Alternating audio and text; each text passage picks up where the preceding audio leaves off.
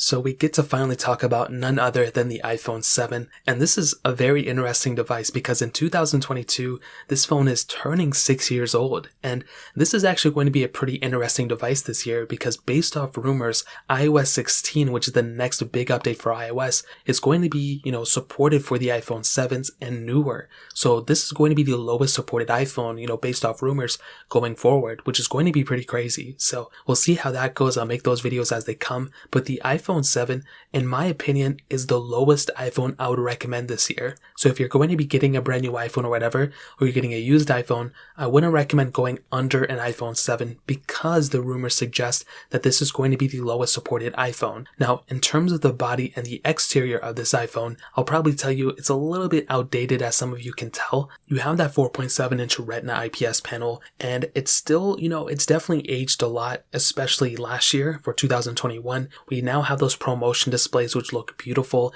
Unfortunately, this device doesn't have it, which you may have suggested. It was 6 years old at this point, so it's probably not going to get it, but it still looks great. Apple's still selling the iPhone SE 2, which is in the same body for the most part as this device, so you're not really missing out on too much there either. You have Touch ID 2 on the front with that vibration motor as a home button. You have the front facing camera, you have the speaker grill up front as well, and overall I don't think this phone is ugly. It's definitely a bit outdated, as you guys can tell.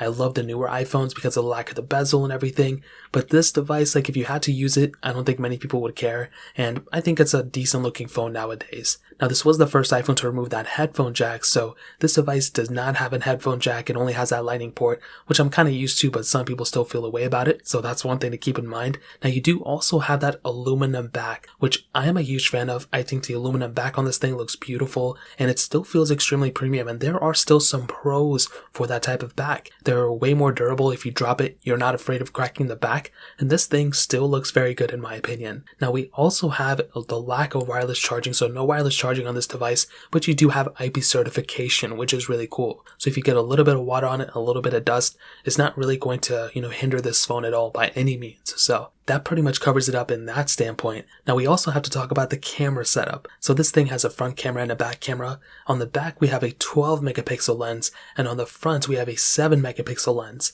So I'll definitely tell you, it's not the best camera setup anymore. We have, no lenses for the most part. We only have that wide angle lens. We don't have a telephoto or ultra wide sensor like the newer lenses. But for the most part, if your, daily use case somewhat involves what I typically use on a daily basis, things like Snapchat and Instagram and, kind of taking some photos here and there and sending them to people, that is really all I use these things for, these cameras. So if your use case is anything like that, you'll probably be perfectly fine with this type of device in my opinion. You can do 4K at 30 on the back, no 4K at 60, but it's still good enough. You can do 1080p on the front, but it's fairly limited. You don't have portrait mode, you don't have any of the new cinematic modes or anything like that, and those are some kind of limiting things for this type of device. I think if you're going to be using this phone on an everyday basis, you may be able to kind of go away from that and probably not care. But if you do end up still, wanting those features, you have no other choice but to go to a newer iPhone with those types of lenses and that type of other stuff. So in terms of that really pretty much covers it up for the most part. In the camera standpoint, I would still probably recommend picking up something like an iPhone, 10 if you want to get a little bit of a better camera,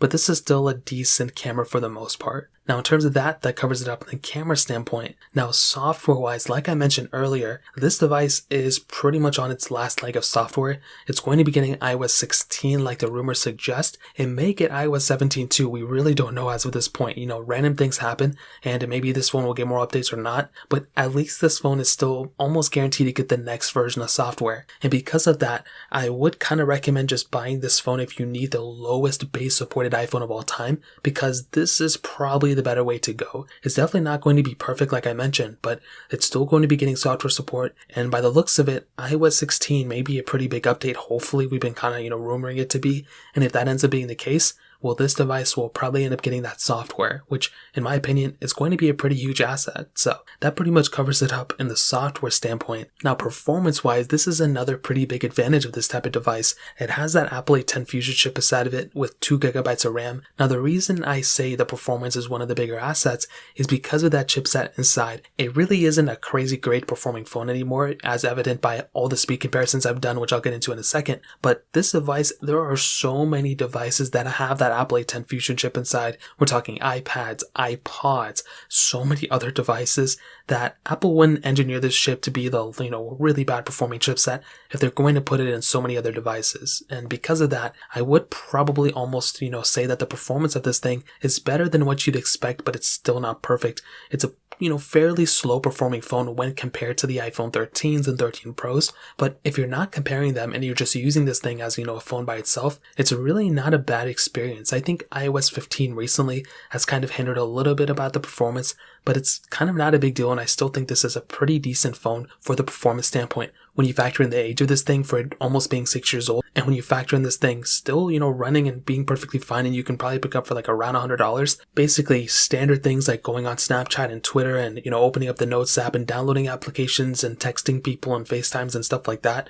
is probably going to be perfectly fine for the most part. But if you're going up to something and you want to start doing some heavier intensive gaming and stuff, that's going to be a little bit of a different journey, and I'm going to go ahead and actually start making a lot more videos on my third channel going into more detail about certain games running on this iPhone and all iPhones in general. And I can definitely tell you from my experience, this type of device is going to be fairly choppy when you start going into those heavier intensive games. But everything else, if you're doing light tasks and light things like that, I still think this is a pretty decent performing phone, and I think this is probably one of those assets for this type of device too. So that's a big thing to keep in mind. I think it's a great performing phone in so many other ways. It is a bit dated and it's definitely showing its age, but I don't think it's a bad performing phone by any means at all. So that pretty much covers it up there. Now ending it off with the battery life. This is by far one of the worst things about this phone for sure. I mean, you have a 1960 mAh battery, so it was a bigger sized battery than the previous phones we had, but it was definitely not perfect, and still nowadays, it's a little bit better than my iPhone 6s, but I'm not really getting that great battery life with this thing, and that's kind of a disadvantage with this type of phone. I don't want to go and buy a phone and don't want to recommend a phone if it's going to be giving you pretty strange battery life. And this thing, although it's not horrible, it's definitely not one of its assets. I would even say the camera quality isn't even as bad compared to the battery life, and it really depends on if you're getting a brand new iPhone 7, if you're getting a used iPhone 7, because all of my iPhones may have been brand new at one time, but this iPhone is 6 years old, so the battery has degraded probably a lot more than you would think, and again, that's kind of a disadvantage with this phone as well. So, and I would say the battery life isn't that great anymore, but you can always get a battery charging case. You can always plug it in if you need to. And those are some standard things that pretty much everyone knows by now. So that pretty much covers it up there. Now to kind of sum up this video and to answer the question, man, I still think the iPhone 7 is a pretty decent phone in 2022. I still think it has a lot of capability and a lot of quality for its price tag. I don't think it's, a phone you should go out and try to get, but this is the lowest supported iPhone I would recommend this year. If you have $100 or $90, this isn't a bad phone. It's still getting software support, pretty decent build quality, Touch ID 2 with that fingerprint sensor some people may prefer. The cameras still work, which is good. It's still getting features, which is nice, and it's still a pretty decent, powerful phone. I would just recommend going up to something like an iPhone 10 if you have the money. If not, I don't think if you have an iPhone 7, you can still keep it, but I would recommend going up to an iPhone 10 or iPhone 11 at some point in the near future. So that pretty much covers it up. If you guys have any other questions or anything like that, let me know in the comment section below. Hit the like button, that would mean so much, but definitely hit that subscribe button. More importantly than everything else, I love every single one of you guys. Hopefully I'll catch you guys in the next video. Peace out till then.